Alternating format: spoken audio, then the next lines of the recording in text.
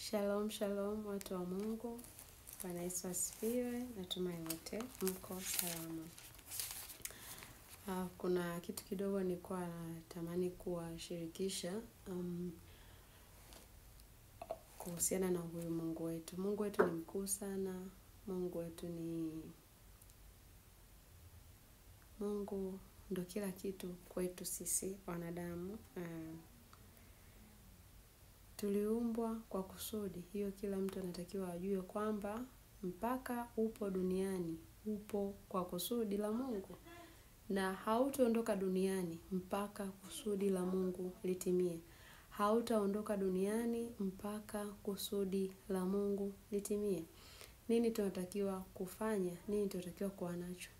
Kikubwa tunatakiwa kuwa na imani katika Mungu aliye muumba wetu.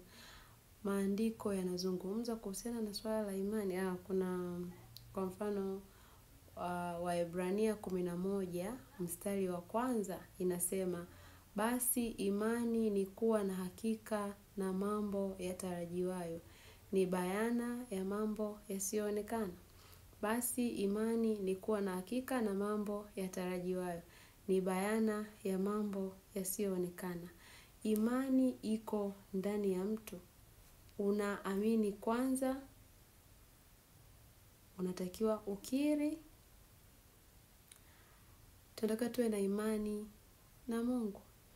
Tuwe na imani na muumba wetu aliyetuumba akatuleta duniani. Tuko kwa ajili ya kusudi lake, na hatutatoka duniani mpaka kusudi lake litimie, in the mighty name of Jesus. Lakini pia Mathayo 7 kuanzia mstari wa 7 tunaambiwa, ombeni nanyi mtapewa, tafuteni nanyi mtapata, bisheni nanyi mtafunguliwa. Mstari wa 8 anasema, kwa maana kila ambaye hupokea, naye atafutaye huona, naye abishaye atafunguliwa. Maandiko yako wazi. Yaani silaha kuu ni hii. Kwa sababu kila kitu kipo humu. Tutake nini tena?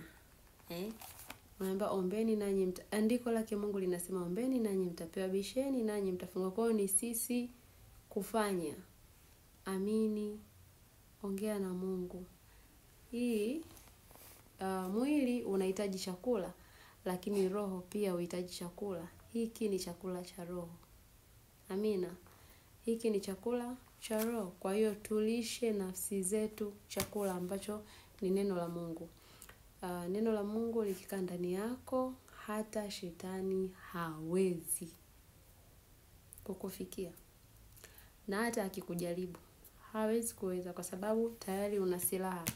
Hii ni silaha. Wanaoenda vitani kupigana wanakuwa wana mabunduki, mitutu, lakini sisi silaha yetu ni neno. Hii peke yake ndio inaweza kumshinda shetani. Na pia kuna Luka 1 mstari wa 37. Luka 1 mstari wa 37 nitasoma.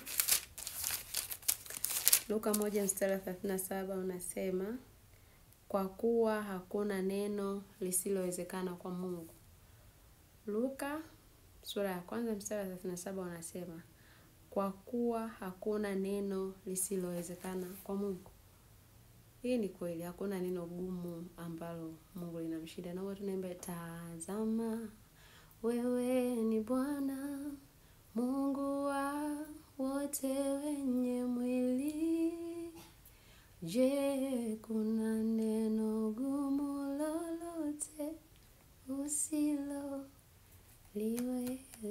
Jibu ni hakuna, na neno la Mungu linasema hivyo.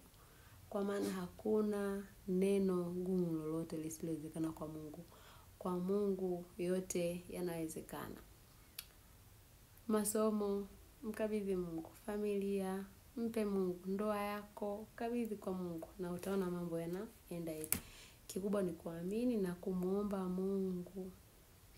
Tumtafute Mungu. Neno lake linasema mtafuteni Bwana maadamu anapatikana. Yeremia 33 mstari wa 3, niite nami nitakuitikia, nitakuonyesha mambo makuu na makubwa usiyoyajua. Kwa hiyo Tumepewa pia Luka 10:19 nadhani kama sijakosea. Tumepewa mamlaka ya kukanyaga nge na nyoka. Mamlaka ni kutoka kwa Mungu. Tunashindwa nini watoto wa Mungu? Kwa hiyo ningependa kuwasihi kuwashirikisha kwamba huyu Mungu ni kweli anatenda.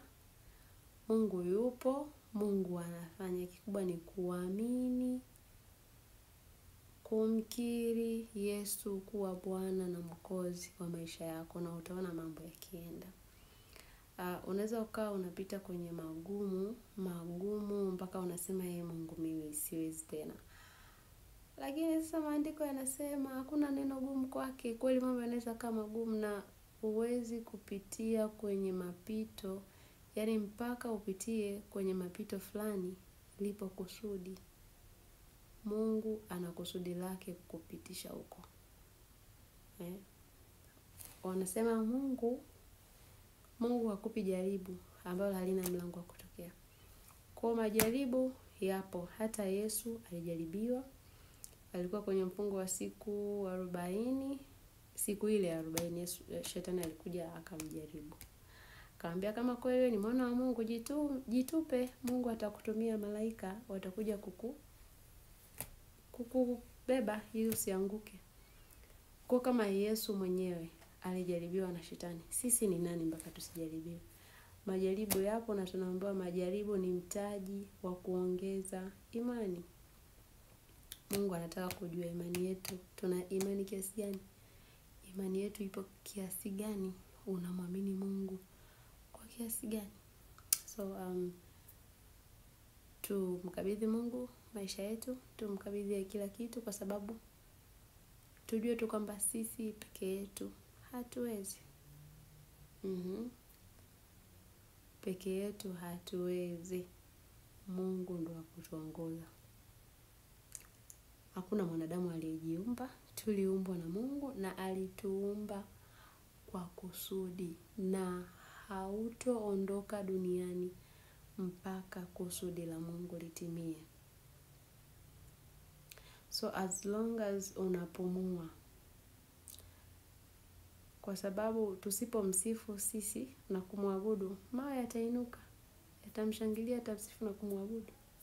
Mungu hashindwi na jambo lolote. Kwa hiyo tukae miguuni pake, tukae kwa Mungu, tuwe wa Mungu, muangalie huyu Mungu tunayemwamini, tumtegemee katika kila kitu, na Mungu atatenda. All we have to do is kuamini na kuwa na imani, faith. Imani inaweza kuhamisha hata milima. Unaweza kaambia mlima utoka hapa enda kule na ukahama. Imani. Kuwa na imani hata ndogo kama chembe ya haradali, na things will flow. Ni hayo tu.